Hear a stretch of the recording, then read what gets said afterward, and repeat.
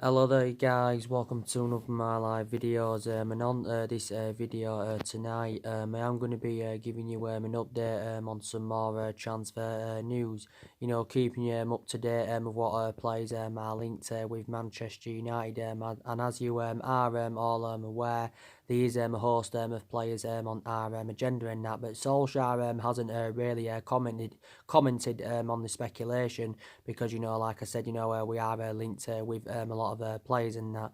So on this video, I'm going to be giving you some additional information regarding Bruno Fernandez. Also going to be giving you some latest news regarding Raul Jimenez, like I've been doing in the last day or two. Also going to give you some news regarding Ruben Neves. And also on this video, I am going to probably be giving you my starting 11 prediction for the Man United-Man City game tomorrow night in the Carabao Cup semi-final first leg.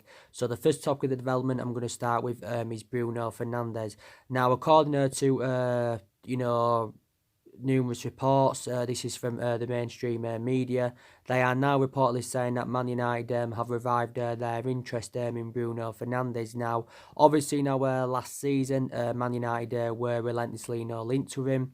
Was actually in for him for the vast. Was in for him all last summer. Not the vast majority last summer. Was in for him all last summer. But I think the reason why we didn't get him is because we was not willing to meet Sporting Lisbon's valuation. It wasn't only us that were in for him last summer. Don't forget Tottenham went in for him towards the back end of the window. Tottenham went in for him, and I think his actual preference was a move to Tottenham. Don't forget, at one point it said, Man City were closing in on a deal for him. And of course, Liverpool went in for Bruno Fernandes in that. But it was a revelation for Sporting Lisbon last season. I'm very sceptical, that from now on, he will spend the entirety of his career with Sporting Lisbon. Obviously, at some point, he's going to want to rejuvenate his career and take, obviously, himself to the next level. And I think if he came to the Premier League, Bruno Fernandes, whether he came to Man United or any other club in the Premier League, I think, he'd actually, do really, really well.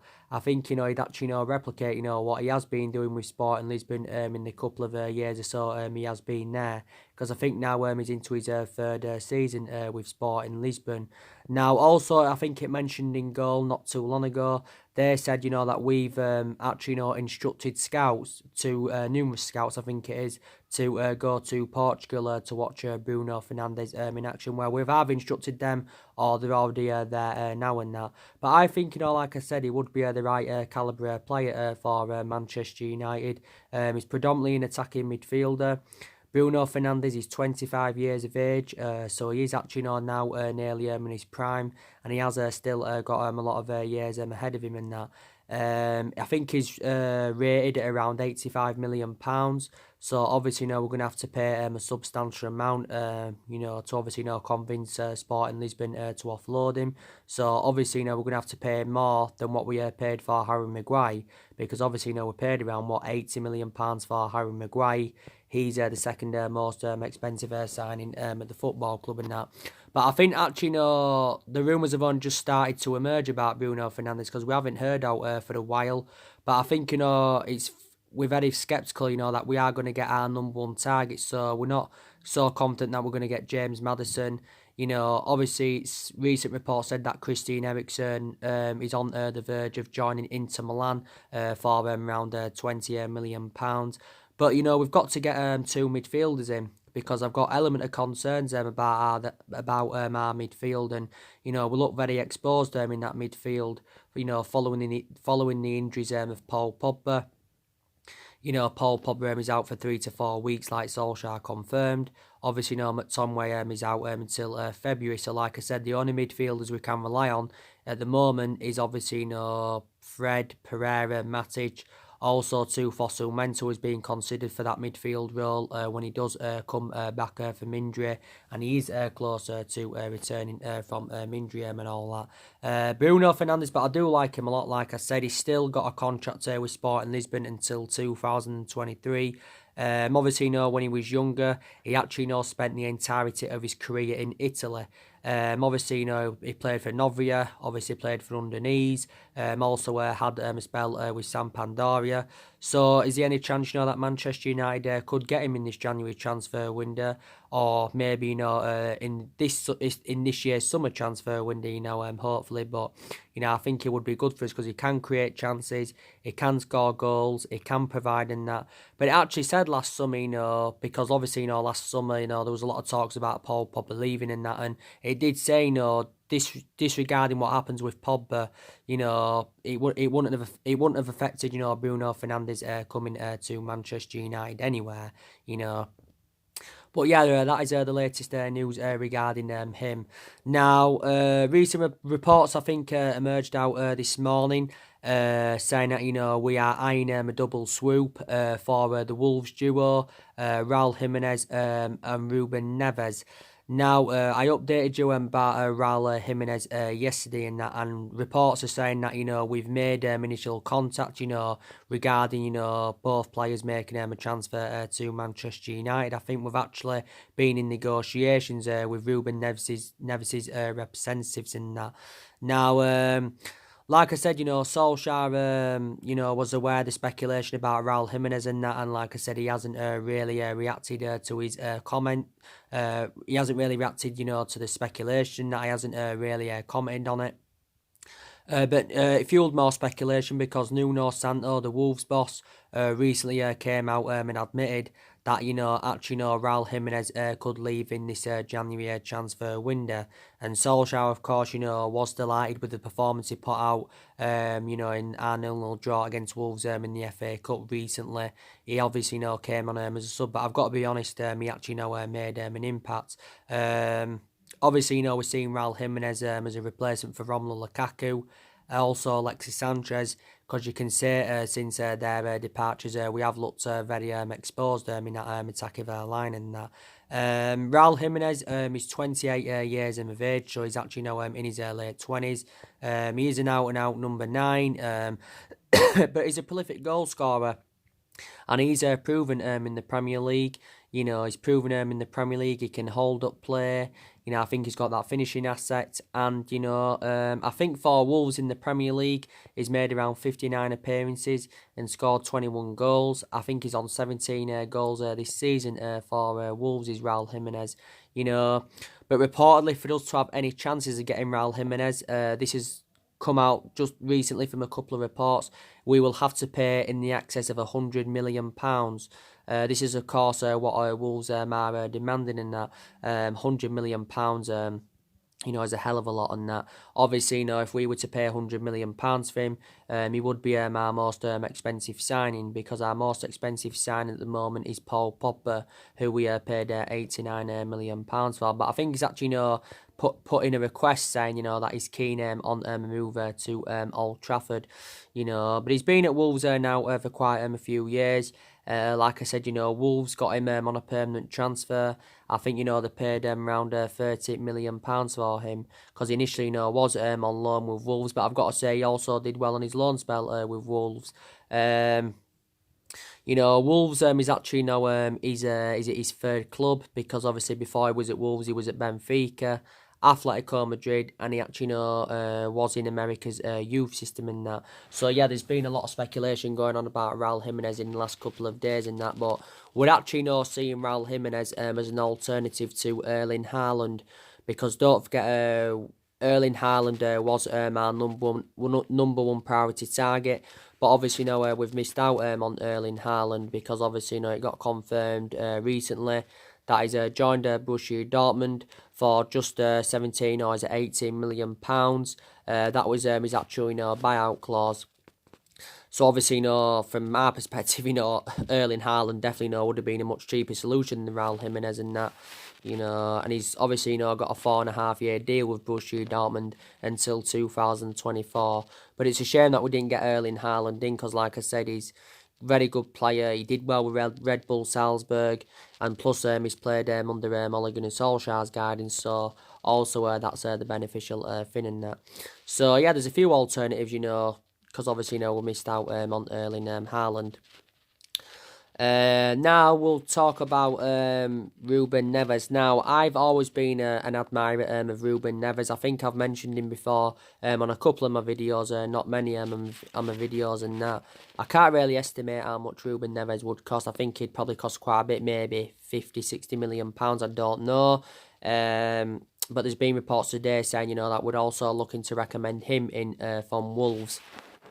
Now, Ruben Neves is around 5.5, 6 years younger than Raul Jimenez, because Ruben Neves is only 22 years of age.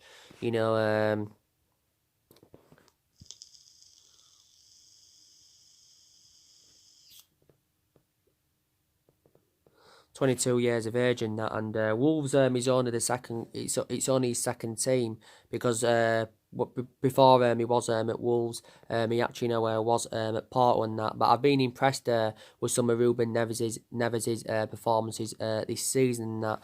So we had also attracted our interest in him again. We're probably seeing him as an what? All right. We're probably seeing him as an alternative to, obviously, James Maddison and Christian Eriksen and that, because it's looking likely, we're going to miss out on them. So that's the latest news regarding them. I gave you the news, was it yesterday, regarding James Maddison, and there was a lot of reports from the mainstream media saying that Man United have allegedly put a bid in for James Maddison. He said reportedly would bid around, £45 million. Plus, we are determined to offer Jesse Lingard as part of the deal to recommend, James Maddison into the football club. But I'm actually very sceptical that will convince Leicester to offload him. But obviously, disregarding Jesse Lingard has been part of the deal and that. Obviously, for us to convince Leicester to offload Maddison, we'd probably have to pay around, 60 or 70 million pounds. We'd probably have to pay a similar fee or the exact same fee as what we paid for Harry Maguire. But I do like James Maddison a lot on that. But I don't think Leicester have got any intentions of offloading the player. But you've actually got a few United fans saying that maybe we should actually get rid of Jesse Lingard. Solskjaer, admires Lingard. He's praised him quite a few times. Obviously, Solskjaer's known Lingard for years, because Lingard's obviously been at Man United for several years. And like I said, this season mainly, he hasn't performed to the standards as we should expect from him. And like I keep saying, reflecting on Lingard's status at the football club, he should be putting much more better performances out. He's recently been out of illness. I think he should be okay, actually, to play tomorrow against Man City. He sustained quite a few injuries earlier on in the season. I think before, previously in that, he's spent too much time on social media, and Solskjaer's obviously admitted. He's admitted that he's had to warn Jesse Lingard about social media, but hasn't really been on it as much recently. This is obviously stemming from Ole Gunnar Solskjaer. Lingard does play in at number 10 a lot, but he can also play him on the right hand side. But I don't, see this swap deal happening, because swap deals are very, very rare, in the game. They do happen, but I just think, they are a rarity, if I'm going to be quite honest with you in that. And yeah, so that's your latest transfer news, and obviously there's a lot of other players on our agenda, but I've obviously already updated you guys about that. So let's get on, with the more of the build up to the City game, and the starting 11 prediction and that. So you saw my reaction earlier on, didn't you, to Ole Gunnar Solskjaer's press conference building up to the game. Like I said, Lingard was featured a lot during the press conference. Like I said, Solskjaer spoke about him quite a lot on that. He's also confirmed that tomorrow. That it's confirmed that tomorrow morning that we'll know about Harry Maguire, Jesse Lingard, and Anthony Martial. So we'll know more tomorrow. He says they've got to prove that they've got until tomorrow morning to prove their fitness. Like I said, Lingard was out of illness. Anthony Martial was out of illness, so he also didn't play against Wolves, but he should be okay. And Harry Maguire, like I updated you, was it yesterday? There was reports emerging out saying that Harry Maguire could be a doubt for the game against City after he sustained a knock in the game against Wolves and that. So hopefully his injury is not too severe. But I actually think Harry Maguire should be okay. So he's provided us with some news regarding that. Also during the press conference, he actually praised Manchester City. He also, praised their manager Pep Guardiola and that. But the question is, can Solskjaer school Pep Guardiola yet again? He's already overcome Pep Guardiola once already this season in the league because we beat Man City at the Etihad by 2-1. So can we beat Man City for a second time? Can we beat Man City for a second time and that? But Solskjaer knows how much of a difficult game, it is going to be. Maybe some Man United fans will be confident going into this game. Maybe some Man United fans will be sceptical, that will, overcome Man City, in the two legs and that. But like I said on my video earlier on, I think for us to have any chance of getting to the final, I think we've got to take a 2 or 3 goal lead to the Etihad, because it's always difficult, going to the Etihad, because like I took into account, Man City have got a really good home record and that. But, Solskjaer came out with, this was actually, prior to the league game, he actually, said that, he knows. All right. What? All right. He knows that City are a good team, but he came out with saying, that Man United are still a bigger club than Man City, and historically where we are. So that's what Solskjaer is basically reflecting on and that. But like I said, the Carabao Cup is definitely a priority for us, because I think it's our only chance of winning any silverware this season. We've got to get silverware on the board, because we have lacked silverware in the last 6 or 7 years. So take that into account and that. And I say we've got 3 ambitions, the Carabao Cup, the league, obviously that reflects on the top 4. We've got to get that top 4 this season to obviously, get Champions League football. And obviously the Europa League, and there's obviously also a chance that we can win the Europa League. That's obviously another route to Champions League football for us. So we've got 3 ambitions. The FA Cup, really isn't an ambition to us. It would be good to enjoy a good FA Cup run, like we did last season when we progressed to the quarter-finals. With Man City, they've obviously, regained form recently. They've obviously beat Port Vale in the FA Cup 4-1. They won the last league game against Everton 2-1. That was Pep Guardiola's 101th win as Man City manager in 135 Premier League games he has managed for them, and that's so actually that is a record. And Pep Guardiola is still regarded as one of the best managers in the world, because obviously he's got a good pedigree behind him. He's won a lot of silverware and that, and and you can say, City have bought. City have got themselves to how they are now, with obviously reflect on the amount of money that's being invested into their club, because I think actually Pep Guardiola spent around £1 billion all in his managerial career, including what he spent at Barcelona and Bayern Munich and all that. But the vast majority of that £1 billion or whatever, it's been spent in that Manchester City team. And I think City are determined, to try and make more signings in this January transfer window. I think they only signed one player last summer, if I'm right, and that was Joe Cancelo from Juventus and that. But City have not been the team as we thought they would be this season. They're still not, but they are still regarded as one of the best teams in England. The 2 best teams in England now are Man City and Liverpool. But Liverpool are going to win the Premier League this season. They're going to easily win it. They're 14 points clear of Man City, 13 points in front of Leicester. We've also a game in hand, and that, Liverpool are unbeaten in 37 Premier League games. They're unbeaten in 51 games at Anfield in the Premier League. And I think the last time Liverpool lost at Anfield was back in September 2018. So Anfield is a fortress. And the 30-year drought's going to end, because Liverpool haven't won the title, for around 30 years. But yeah, City, I think, have given up on the title anyway. They've given up their title ambition.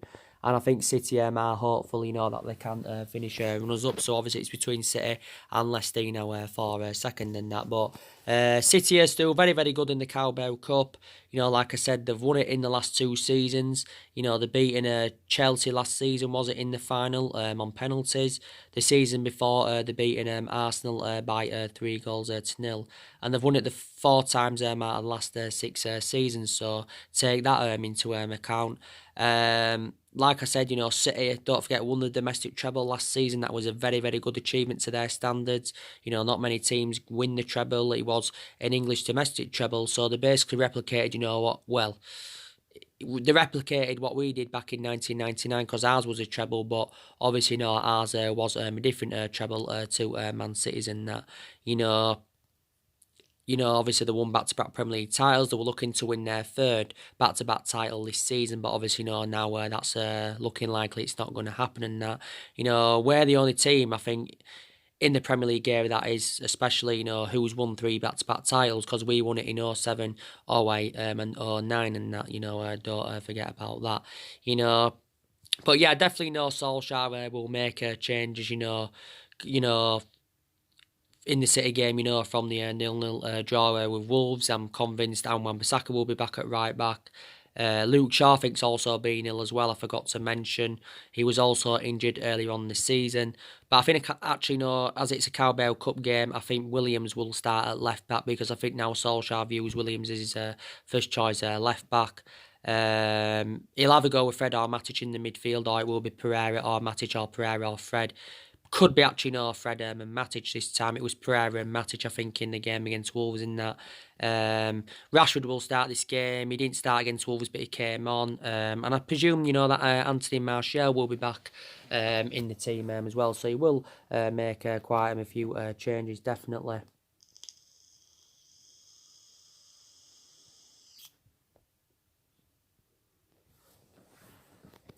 He will make quite a few changes, you know, definitely in that. But like I said to you, we have got games coming up thick and fast. You know, City in the first leg tomorrow night.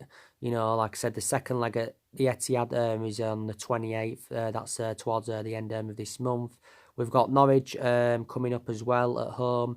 Then we've got Liverpool coming up away, which is going to be an extremely difficult game. So games are coming up thick and fast for Man United. And also, Bay, Fosu-Mensah are close to returning from injury, like I said. Bay's been out with an knee injury since pre-season. Fosu-Mensah's been out with a knee injury since he was on loan with Fulham. Rojo also is closer to returning. Don't forget, you know, Tuan Zebi has sustained quite a few injuries this season. That don't also, you know, forget that. But yeah, we've had a lot of injuries this season, and reflects on the amount of injuries that Man United have had this season.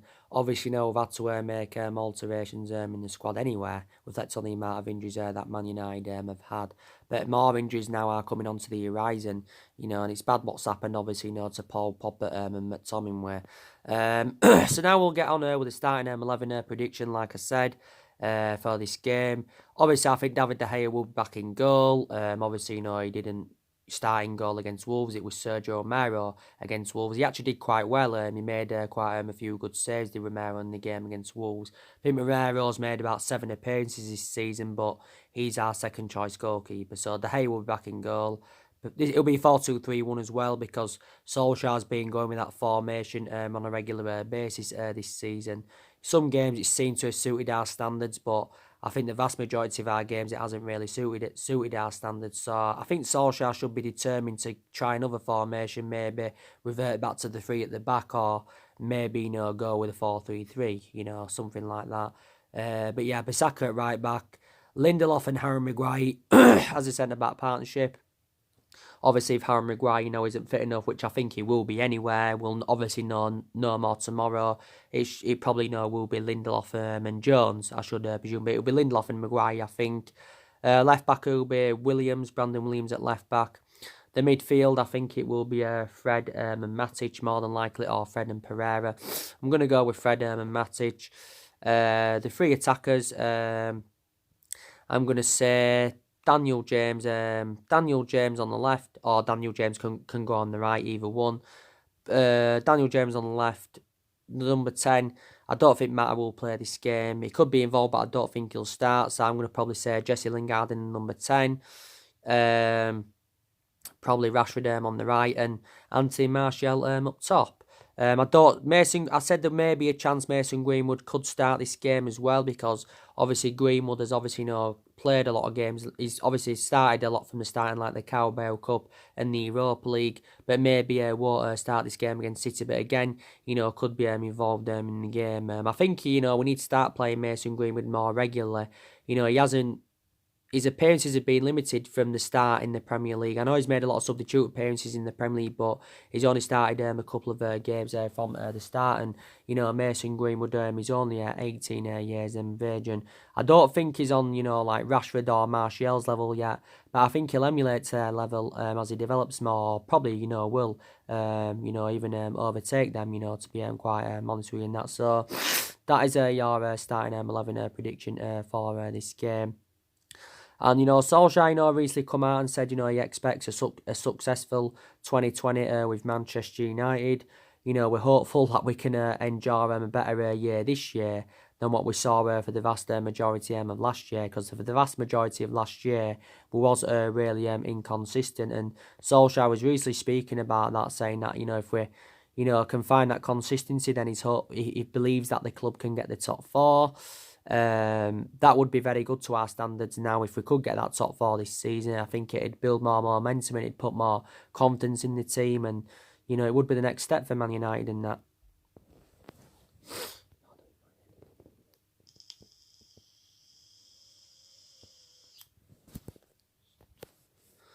It would be the next step for Man United in that. But yeah, but we need to see a better year this year than what we saw last year. But we've actually enjoyed a difficult start to this year so far. We haven't won it. We haven't won yet in 2020. But we know this is the City game's only our third game of 2020. So we haven't enjoyed a very good start. But we understand, and Solskjaer understands, and that it's a transition period. Solskjaer's hopeful that, Man United can get through this transition and that. And then, obviously, we're hopeful for better things. Solskjaer has been permanent manager now for nearly 10 months, or is it 10 months? He's been at Man United now for, he's been here over a year, obviously, so now he's into his second year at the football club, and he's aware that he's got many expectations to exceed. But my overarching view on it, I think, the expectations are too high for him at the football club, like I've said. And I just don't feel as though he's the right man for Man United. We're not obviously going to sack him now. The club are determined, to give him they're determined to give him this January transfer window. They're also determined to give him this summer's transfer window to see who else he can recommend into the football club, because Solskjaer is still in the process of rebuilding. Because, like I've said on numerous occasions, analysing the vast majority of this Man United team, it isn't Solskjaer's. There's still, 3 players even from the Ferguson era. There's still players even from the Louis van Gaal era. There's, a lot of players even from the Jose Mourinho era. And I did say, the vast majority of these players are Jose Mourinho. So take that into account and that. But, and Solskjaer, of course, did confirm that he still wants to continue the policy of recruiting young players in, like he did do last summer. Because last summer was his first summer as Man United manager, and, he spent nearly £150 million on Daniel James and Wan-Bissaka and on Harry Maguire and that. And you've got to say the 3 signings that we recommended in have been our best players. They've been our best players without a shadow of a doubt, of the 3 signings we recommended in and that. So I credit Solskjaer that he did recommend 3 good players into the squad and that. But yeah, so Solskjaer will still be here this month. He'll still be here at the end of the season. But I'm very sceptical, that he will see out his 3-year contract at Manchester United and that. Because obviously, if we decide to sack Solskjaer within this 3-year period, then obviously we'll have to pay something in compensation to get rid of him. I can't really estimate how much we'd have to pay. Probably not, a substantial amount. We probably wouldn't have to pay nowhere near to the extent as how much we paid, to get rid of Jose Mourinho. But we'd obviously, we'd still have to pay him something. And I think the only reason Solskjaer's still here is because obviously, we love him. You know, he was a great player for us for 11 years, and obviously he's a club legend. But disregarding being a club legend, you know, we wouldn't, you know, we wouldn't, our stance wouldn't have been as soft. And, you know, I think we'd have been a lot more ruthless in, you know, that aspect. And I think he actually, you know, would have been gone by now. But, you know, we've just got to see, you know, who we can recommend in to the football club. But like I've said, not all of the blame stems from Solskjaer. You know, everyone needs to take responsibility to the board. I think the vast majority of the blame stems from the board. I think also, you know, Ed Woodward is accountable. You know, he's been a liability for several years, just like our board. You know, the Glazers need to go. You can't, they're a liability. Our coaching staff need to go. Coaching staff, and I think we do need a change of management and that. You know, we really, really do. So I would demand all of them now out of the football club. But like I've said, we need to see a variety of changes at Manchester United. You know, definitely need to see variety of changes in that. But like I said, we've done well against elite opposition this season, and you know what we've done against elite opposition. You know, we haven't really replicated that against lower opposition. So you can also say that is an element of concern in that. But you know, we have got good players in our team. You know, I think there's a lot of poor players, but we've got some good players in our team. But they're just not playing as a unit and that. And you know, and our style of play only seems to be under Solskjaer is counter-attacking football and that. And you know, like I said, but we've got some good players. Solskjaer's inheriting a pretty decent team because we've spent a lot of money. Like I said, we spent nearly £1 billion on recruiting new players to Man United. You know, and not only that, we've also got players on big contracts at the football club. But I still believe there's deadwood at the football club, so we need to consider getting rid of more players. And I know a lot of players have left since Ole Gunnar Solskjaer's arrival. I am aware of that. You know, but. But, you know, definitely know still more players do need to be moved on and that, you know, definitely. I think definitely know Paul Pogba's going to be leaving Manchester United. I can't see him leaving this January. Solskjaer says, you know, he insists he will be staying in this January transfer window. Pogba, of course, like I said, is out with an ankle injury. Solskjaer's confirmed recently this injury is a new injury. So what he means in that aspect is that this new injury is not same as the initial injury that he had because he was initially out with an ankle injury for around 3 months. But you can say he's been a big miss in our midfield, but he's out now for 3 to 4 weeks. But I've got to say, I think Pogba's disrespecting the club. I've also got the same perception on his agent, Mini Raiola, because he's also disrespecting the club. And not too long ago, Mini Raiola, you know, criticised our club and that. So I think we'd get rid of Paul Pogba. It would be beneficial because we'd generate a substantial amount for him. I think we'd still get £100 million from him at least. Maybe we'd find it hard to get over £100 million for him because last summer I think we wanted around £150 million. You know, last summer he was relentlessly linked to a move to Real Madrid. You know, there was also talks by him making a return to Turin because he did enjoy 4 good years in Turin, but the vast majority of his performances at Man United have, you know, been totally comparison, definitely. So I think we need to move him on. Jones needs to be moved on this year, whether it's January or in the summer. Young needs to be moved on because he's past his sell-by date at the football club. I think Chon needs to be moved on because he's not at the level as we want him to be. So I think we need to give him a loan spell and all that. And Pereira, I think, needs to be moved on because I think we've overplayed Pereira this season, definitely. But the players I would keep at Manchester United, I'd probably still keep Shaw. I know I said maybe he needs to go, but I would keep him for a little bit longer maybe. Maybe give him until this season and then, you know, maybe move him on after this season. Definitely, you know, keep Rashford because Rashford is the long-term solution for the club. Like I said, he's been in scintillating form. Definitely keep Martial because he adds more inspiration in that attacking third of the pitch. Keep McTominay. I'd keep Fred. I would, you know, be determined, you know, to give Fred more time. You know, get rid of Matic, don't keep him.